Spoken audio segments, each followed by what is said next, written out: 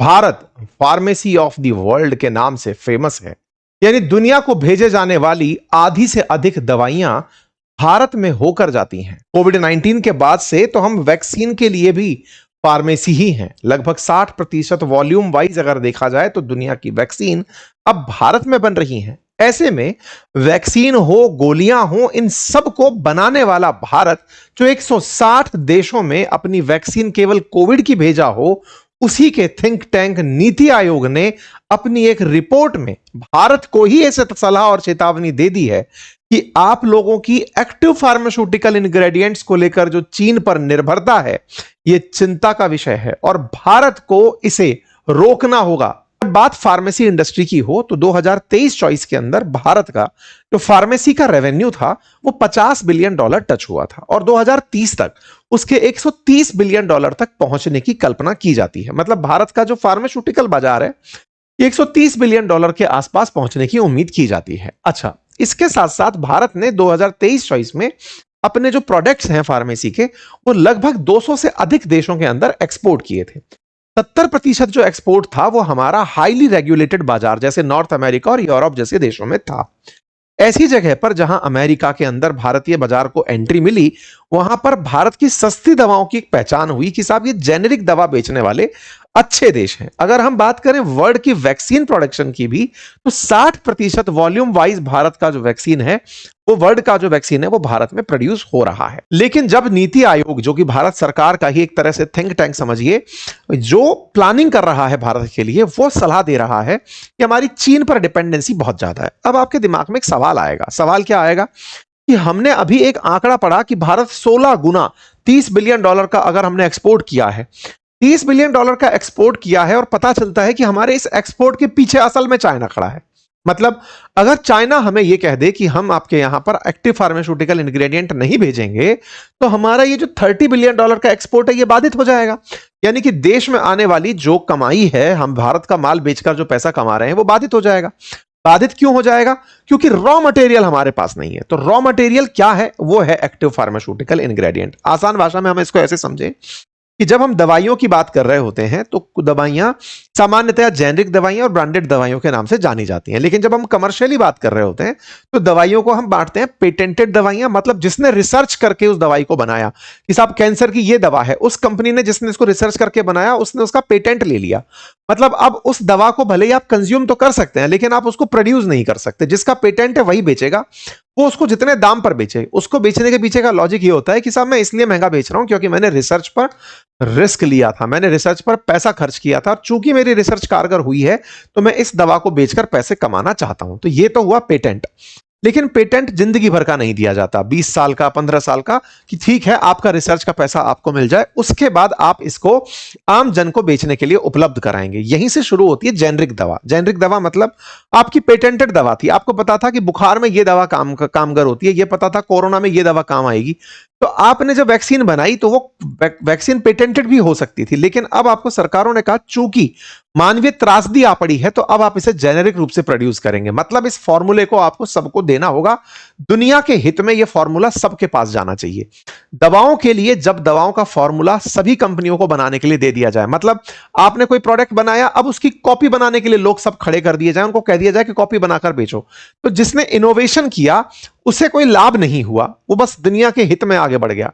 यहीं से शुरू होता है जेनरिक दवाओं का बाजार। तो आज दुनिया की बहुत सी ऐसी लगभग 60 से अधिक थेरेप्यूटिकल ऐसी डिजीज होंगी जिनके लिए जेनरिक दवाइयां उपलब्ध हैं। मतलब खांसी, जुकाम, बुखार, सर दर्द, हाथ दर्द, ये जितने भी प्रकार की आप चीजें सुनते हैं, इन सब के लिए, न्यूमोनिया, इन सब के लिए जो भी दवाइयां आप सुनते हैं, उन दवाइयों में अब जेनरिक बाजार एंट्री कर चुका है। तो जेनरिक बाजार करता क्या है?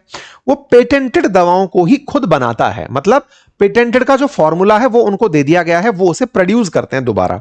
तो आप जो आज सुनते हैं कि हमारे देश में जेनरिक दवाइयां बहुत बनती हैं, इसका मतलब रिसर्च जिसने की थी उसने हमें अपनी रिसर्च पकड़ा दी और कहा इसकी कॉपी बनाकर बेचो। लेकिन कई बार इन जेनरिक दवाओं में भी ब्रांडेड जेनरिक दवा हो जाती है। मतलब अब आपको पता है कि पैरासीटामोल से मान लीजिए बुखार उतरता है, लेकिन सिप्ला कहता है कि मैं बनाऊंगा इसे, या फिर कोई और मैनकाइंड जैसी कंपनी कहती है मैं पैरासीटामोल को अपने ब्रांड से बेचूंगा। तो जेनरिक दवाओं में भी आजकल ब्रांडिंग चलती है और ब्रांडिंग करके भी लोग अपना अपना पैसा कमा लेते हैं। तो भारत के जो बहुत सारे ब्रांड हैं जो सेम सॉल्ट बेच रहे हैं, अपने अपने नाम से वो उसके अलग अलग पैसे कमाकर निकलते हैं। जैसे आप देखेंगे खांसी जुकाम की बहुत सारी तरह तरह की कंपनियों के ब्रांड बाजार में उपलब्ध हैं, और वो सब बेच एक ही सॉल्ट रहे हैं, लेकिन अपने अपने ब्रांड नेम से बेच रहे हैं। तो सबसे ऊपर वैल्यू किसकी है? जिसने रिसर्च करी वो बढ़िया पैसे कमाता है। दूसरे बाद में पैसा कौन कमाता है? ब्रांडेड जेनरिक वाला, कि साहब मेरा ब्रांड नेम बढ़िया है, कोई रिस्क नहीं मिलेगी। तीसरा कौन है? जेनरिक। लेकिन तीनों में क्या सॉल्ट अलग है क्या? नहीं, सॉल्ट तीनों में ही सेम है। पेटेंट वाले ने बनाया था, लेकिन अब उसने सबको दे दिया। ब्रांड वाले ने बस अपना ब्रांड नेम जोड़ दिया। ये बिल्कुल वो वाली बात है कि देशी घी किसी एक कंपनी का खरीदा और किसी दुकान से आपने साधारण बिना नाम के खरीदा, बस वो ब्रांड का फायदा उठाकर निकल जा रहा है। ठीक है साहब? तो इस तरह से दवाइयों में तीनों जगह क्या चीज सेम है? सॉल्ट। अब सॉल्ट सेम है तो फिर सॉल्ट में ये एपीआई क्या होता है? तो अब आप ऐसे समझिए कि अगर सॉल्ट में बीमारी से लड़ने का कोई फॉर्मूला है, कि भाई पता चल रहा है कि आपको बुखार से लड़ना है, पैरासीटामोल चाहिए, तो पैरासीटामोल सॉल्ट का नाम है। अब ये जो पैरासीटामोल सॉल्ट का नाम है, ये जो सॉल्ट है ये खुद एक एक्टिव फार्मास्यूटिकल इंग्रेडिएंट है। मतलब ये दवा फार्मेसी के द्वारा बना हुआ वो हिस्सा है जिसका आपके शरीर पर असर होगा। यहीं से शुरू होती है एपीआई की असल जंग। असल मायने में दवाओं में एपीआई के साथ साथ एक्सिपिएंट चीजें भी जोड़ी जाती हैं जो दवाओं को मिक्स करके कंबाइंड करने के काम आती हैं। एपीआई के अलावा केएसएम, ड्रग इंटरमीडिएट्स, ये भी जोड़े जाते हैं, यानी कि स्टार्टिंग मटेरियल्स को भी जोड़ा जाता है। लेकिन इनमें सबसे जो काम की चीज है, मतलब आप ऐसे समझिए कि अगर आपने घर का निर्माण किया है तो एपीआई जो है वो पूरा कमरा है। अब घर के अंदर कमरा अगर एपीआई है, वो एपीआई आपको चाइना से मिलता है। मतलब समझिए कि भारत पहले तो कम कीमत की दवाइयां बनाता है। क्यों? क्योंकि हम कमरा बनाया इंपोर्ट करते हैं, उनको अपने हिसाब से पैकेजिंग करते हैं, अपने हिसाब से उनके अंदर कुछ और चीजें मिलाते हैं, उनका नया रूप बनाकर आगे बेच देते हैं। अर्थात हमारा रॉ मटेरियल चाइना से इंपोर्ट होता है। इसी वजह से अशोक कुमार लाहिड़ी, जो कि नीति आयोग के वाइस चेयरमैन हैं, उन्होंने इस बारे में कहा कि हमारा इंपोर्ट एक ही जगह से हो रहा है, हम सारे अंडे एक ही बास्केट में ना रखें। Don't put your all eggs in one basket, क्योंकि अगर वो बास्केट टूट गई तो व्यापार खराब हो जाएगा। इसका मतलब समझने की आवश्यकता है कि भारत सस्ती दवाइयां एक्सपोर्ट करके दुनिया से मात्र 4% धन कमा पाता है, जबकि वॉल्यूम वाइज हम थर्ड लार्जेस्ट एक्सपोर्ट कर रहे हैं। इस पर नीति आयोग ने चिंता व्यक्त की है। 65% इंटरमीडिएट इंपोर्ट करना अपने आप में बहुत बड़ी बात है। एपीआई आयात का 84% हिस्सा 2025 में हमने चाइना से किया। 2026 मतलब ये देखने वाली बात है। अगर आप आंकड़े देखें तो भारत के आंकड़े जून 2023 के, जिनको लेकर नीति आयोग की चिंता है, वो वाकई में चिंतित करने वाले हैं। 65% हम इंपोर्ट चाइना से कर रहे हैं, उसके बाद यूरोपियन यूनियन, सिंगापुर, इन देशों से कर रहे हैं। और इनमें आप सोचिए एंटीबायोटिक्स जैसे एमोक्सिलिन, एजिथ्रोमाइसिन, बल्क ड्रग्स हों, एक्टिव फार्मास्यूटिकल इंग्रेडिएंट्स हों, की स्टार्टिंग मटेरियल हों, इंटरमीडिएट्स हों, पैरासीटामोल, विटामिन, हम ये सब चाइना से इंपोर्ट करते हैं। और जब चाइना से इंपोर्ट कर लेते हैं, फिर उन्हें अपने यहां पर दवाओं में परिवर्तित करते हैं, यानी कि रॉ मटेरियल से अब उन्हें फाइनल गुड में बनाकर बेचते हैं। तो सबसे बड़ा खरीदार हमारा अफ्रीका होता है, फिर अमेरिका होता है, फिर यूके होता है। तो समझने वाली बात यह है 65% माल यहां आया, रीब्रांडिंग हुआ और आगे चला गया। असल में हम सोच रहे हैं कि फार्मा में हम बड़े किंग हैं, असल मायने में किंग तो चाइना बना बैठा है। आप तो बीच के बस पैकेजिंग करने वाले व्यक्ति हो, आपने उसको नए रूप में, रंग रोगन में डाल दिया है। इसका मतलब समझने की आवश्यकता है कि भारत को अल्टीमेटली इस कैटेगरी में अपना हाथ आगे बढ़ाना होगा। लेकिन कैसे बढ़े कैसे? कि हम एपीआई खुद बनाने लगे। हम एपीआई बनाने के लिए क्या सुविधा दे सकते हैं, सबसे पहला सवाल। और दूसरा सवाल ये कि हमारे पेटेंट कैसे बढ़े, क्योंकि अल्टीमेटली वैल्यू पेटेंट पर बनती है। फिनलैंड जैसा आयरलैंड जैसा देश हमसे कई टाइम्स ज्यादा वैल्यू के आधार पर एक्सपोर्ट करता है। क्यों? क्योंकि वो रिसर्च पर पैसा बहुत खर्च करके पेटेंटेड दवाइयां बनाता है। इसका मतलब भारत केवल पैकेजिंग यूनिट ना रह जाए, अगर एपीआई बना रहा है तो खुद बनाए, और भारत अगर रिसर्च में इंट्रोड्यूस है तो वो पेटेंटेड दवाइयां बनाए। अब सवाल ये कि सर चाइना में सस्ता और हमारे यहां महंगा क्यों है?